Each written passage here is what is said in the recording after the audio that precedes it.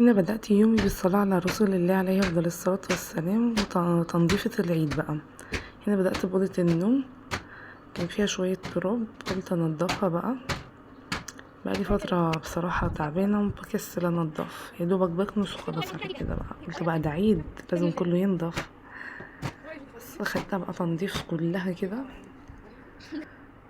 بصوا المراية ما كانتش احسن حاجة، بنتي عملت نفسها شاطرة، راحت بدل ما بتلمع راحت مظلموها. طبعا بقى قمت انا بالواجب اهو.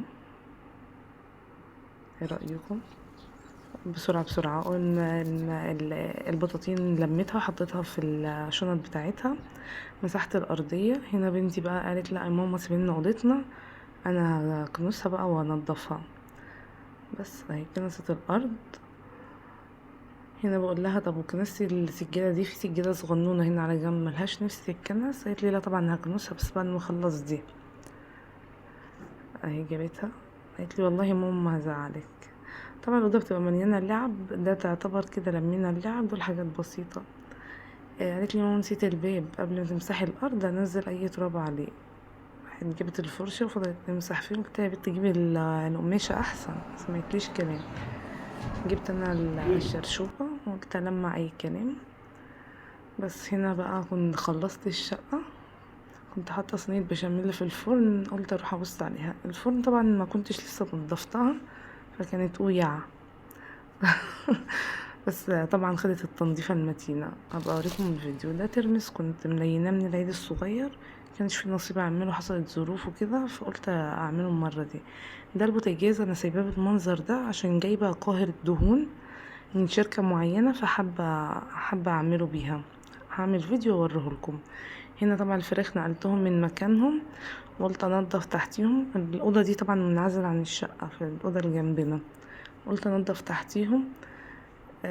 علشان بيعمل طبعا الحاجات دي بتعمل ريحه وكده. بس انا ببقى فرشه شكاير وبعدين بحط تبن، عشان كده الحاجات دي بتطلع بسهوله يعني في المكنسه وكده. لكن الاول ما كنتش بعرف، في حتت كتير في السيراميك والبلاط باظت. في البلاط ده بقى، هنا بقى كنت نضفت فرشت اهو الشكاير بتاعت العلف، حطيت شوية تبن، حطيت لهم اكل ومية واهو زي ما انتوا شايفين. بسم الله ما شاء الله اللهم بارك. بس طبعا بيبقى عايز جو ده، يعني جو ايه كويس. فوقيهم في شباك على طول سايبه لهم مفتوح عشان يبقى فيه شوية طراوة. في نفس التوقيت برضو كان جوزي جايب لي من الغيط شوية ويكا وبامية كده مخلطين في بعض. طبعا بتبقى بتشوك جامد، ببقى لابسه كيس. النوعيه دي بقى ما بتشوكش خالص، ناعمه. بصوا ناعمه ازاي، ما بتشوكش خالص. لكن النوعيه الكبيره دي اللي هي لسه همسكها، لا دي برضو ناعمه. اهي دي بقى دي بتشوك. دي بقى اعتقد اسم بلدي او حاجه زي كده اهو. بصوا الفرق،